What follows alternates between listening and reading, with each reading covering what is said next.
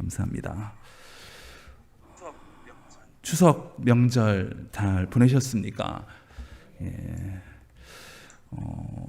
이번 추석은 또 저와 또 저희 가족들 우리 큰 대도시에만 있다가 초는 아닙니다만 이렇게 또 논밭이 보이는 논밭을 목도할 수 있는 지근거리에서 목도할 수 있는 곳에서 맞이하는 추석이기에 특히나 우리 애들 같은 경우에는 추석이 이런 분위기구나, 이런 의미를 담고 있구나, 추수와 관련되는 메시지도 분명히 담겨 있는 거 아니겠습니까? 그래서 더 간절하게, 더 의미 있게 추석절의 감사의 의미까지 온전하게 체험할 수 있는, 그래서 감사가 더 깊어질 수밖에 없는 그런 복된 추석절이었다고 생각을 합니다. 지금 광활한 논에 진짜 황금 물결이 이제 넘실거리고 있습니다. 아직 덜 익은 이삭들이 많습니다만 하루가 다르게 그 빛깔을 달리할 것이라는 생각을 합니다. 그 모습을 목도하다 보니까 옛 이야기가 갑자기 생각이 났습니다. 익히 아실 것 같은 이야기입니다. 어느 농부가 있었는데 자기 논에 자기가 심어놓은 벼들을 쫙 보고 있는데 도대체 빨리 자라지 않는 거예요. 이게 좀 빨리 자라야 될 것 같은데 더디 자라는 그런 느낌을 갖게 됩니다.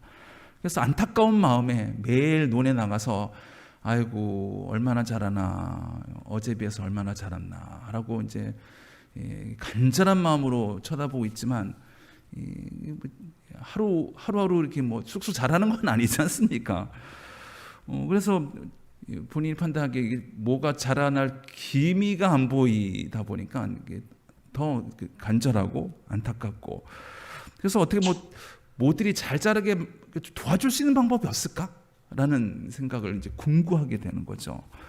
그래서 결국 어떤 결론에 도달했냐면 억지로라도 뭐가 자랄 수 있도록 내가 적극적으로 도와줘야 되겠다라고 이렇게 결심을 합니다. 그리고 이제 논으로 들어가서 모를 하나하나씩 이제 세우는 거예요. 키가 좀 크게끔. 근데 그게 키가 크는 건 아니죠. 내가 봤을 때 조금 윗자란 듯한 느낌, 일종의 착시 현상인 거죠. 몇 개를 올려보니까 그래도 자란 것 같아요. 자란 느낌이 확 들어서 아싸! 그러면서 논 전체에 심어져 있는 그 이삭을 아침부터 저녁까지 키를 세워주는 겁니다. 그래서 다 그 자란 모를 보면서 뿌듯해하면서 집에 돌아왔습니다. 자식 권속들에게 그 얘기를 하다 보니까 식은 있는 아들이 깜짝 놀라서 그 다음날 논에 나갔더니만 설명 안 드려도 다 아시겠습니다. 다 희리명덩 해가지고 다 뿌리가 뽑힌 거나 마찬가지 아니겠습니까? 이거 되게 유명한 발묘조장이라는 사자성어의 얘기입니다. 발묘, 묘목, 그러니까 이삭을 뽑는 거죠. 뽑아서 조장, 성장을 도와주는 거. 조장, 너무나도 아름다운 단어 아니겠습니까? 자라는 걸 도와주는 거. 이 세상엔 많은 도움이 있습니다만 성장하도록, 발전하도록, 자라도록 도와주는 것만큼 복된 건 없을 거라는 생각을 합니다. 하지만 전제가 필요한 거죠. 어떻게 도와줄 것이냐. 근데 이 발묘조장의 메시지는 이 발묘의 어리석음에 기인한 바가 큽니다. 이삭을 뽑아서 도와준다는 것이야말로 이거야말로 돕는 것이 아니라 이거야말로 그 뿌리를 망실하게 만드는, 그래서 더 이상 성장하지 못하게, 아니 지금까지 성장한 것마저도 다 수포로 돌아가게끔 만드는 그런 어리석음의 의미를 담고 있다는 생각을 합니다. 익히 알고 계시는 발묘조장의 사자성어 또 스토리이긴 합니다만, 우리가 이런 우를 범하는 것이 없다고 어떻게 확신할 수 있겠습니까? 우리 또 진언행자기에 돕는 것에 대한 자부심이 있고, 돕는 것에 대한 의무감이라고 해야 되나요? 이런 것들을 갖고 있기에, 그래서 방편이 필요한 겁니다. 그래서 부처님께서 구경이 방편이라고 말씀하시는 것도 다 맥락이 있는 거 아니겠습니까? 돕고자 하는 마음 누군들 없겠습니까? 하지만 그 돕는 것이야말로 지혜가 총동원되었을 때 제대로 도울 수 있음을 알기에 부처님께서는 방편을 통해서 제대로 도와라. 그 방편이야말로 지혜가 총동원되어야 될 것이고, 모든 것들이 다 여유하게 결합되었을 때 진정한 성장과 발전을 이뤄낼 수 있다는 것을 법문으로서 보여주시는 부분이라는 생각을 합니다. 벼가 자라는 것만 그렇겠습니까? 내 주변의 모든 상황들이 반전되고 내 인연 권속들이 성장하고 발전하는 것에도 같은 적용이 저는 가능하리라는 생각을 합니다. 오늘 주제가 되는 부분이겠습니다만, 사랑이란 이름으로 간섭하지 말라라는 이 주제는 특히나 우리 부모된 입장에서는 금과 옥좌 같은 저는 그 메시지가 담겨 있다고 저는 생각을 합니다. 저도 부모이기에 더 공감 가는 말씀이라는 생각을 합니다. 부모가 가장 범하기 쉬운 우가 바로 간섭하는 겁니다. 근데 사랑이라는 이름으로 간섭을 하죠. 근데 우리 진언행자의 면모를 갖고 있는 우리 부모라면 어떤 방식으로 자식의 성장을 도와줘야 되겠습니까?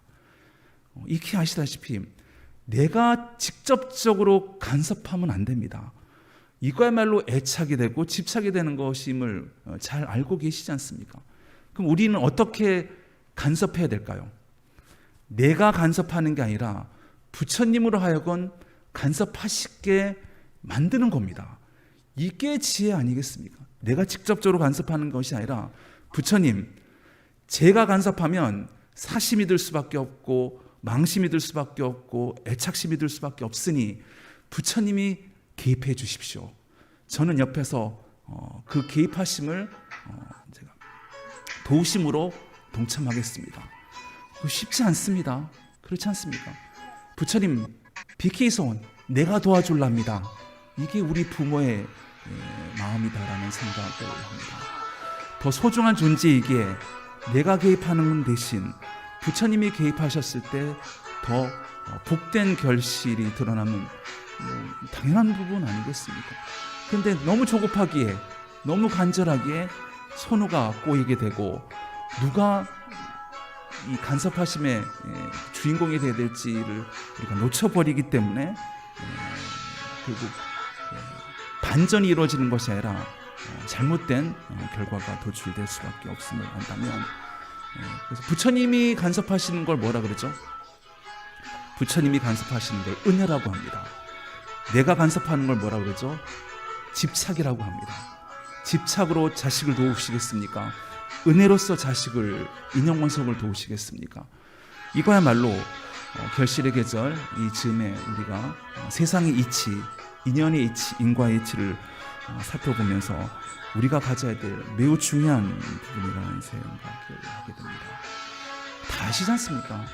때로는 스스로 일어날 수 있도록 지켜봐 주는 것이 더 아름다운 모습일 수 있음을 익히 알고 계시지 않습니까? 근데 우리가 이 타이밍을 놓치는 경우가 있고, 이런 방편, 성근 공덕으로서의 방편을 우리가 제대로 활용하지 못함이 안타까울 수밖에 없는 부분이라는 생각을 합니다. 그런 맥락에서 오늘 네 가지 큰 은혜, 4대 은혜에 대한 경전의 말씀 읽으시지 않으셨습니까? 이때야말로 우리가 어떤 서원을 통해서 모든 결실과 모든 인연들을 복된 방향으로 이끌어 가야 될지에 대해서 고민해야 될 때가 바로 이때라고 저는 생각을 합니다. 그런 맥락에서 종조님께서 늘 강조하셨던 이 네 가지 큰 은혜의 큰 맥락 속에서 발묘조장의 어리석음을 범하지 아니하고 복되게 부처님의 간섭을 통해서 부처님의 은혜를 통해서 복된 방향으로 성장할 수 있게끔 돕는 이 길에 우리가 동참하는 것이야말로 마음 공부의 매우 중요한 원리라고 생각할 수밖에 없습니다.